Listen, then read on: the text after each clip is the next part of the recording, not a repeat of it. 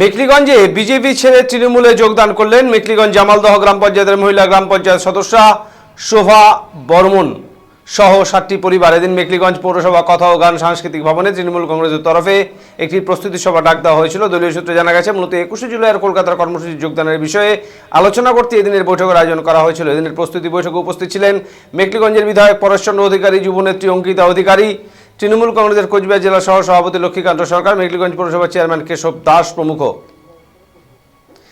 এদিন বৈঠক শেষে জামালদহ গ্রাম পঞ্চায়েত এলাকার মহিলা গ্রাম পঞ্চায়েত সদস্যা শোভা বর্মন তৃণমূল কংগ্রেসে যোগদান করেন। তার হাতে দলীয় পতাকা তুলে দেন মেখলিগঞ্জের বিধায়ক পরেশচন্দ্র অধিকারী।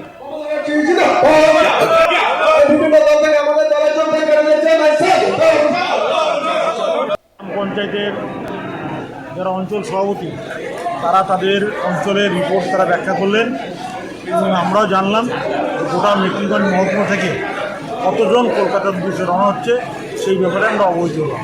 আজকে দেখা গেলো একটু যোগদান কর্মসূচি হয়েছে। হ্যাঁ, এখানে আমাদের গ্রাম পঞ্চায়েতে আমরা ছিলাম 11 জন, আজকে আরেকজন যোগদান করাতে আমাদের 2 জন থাকা সেটা লাভ করবে। তারা কি বিজেপি থেকে জয়েন করলো? আর বিজেপির থেকে তৃণমূলে তারা যোগদান করবে। গ্রাম পঞ্চায়েতের যারা অঞ্চল সভাপতি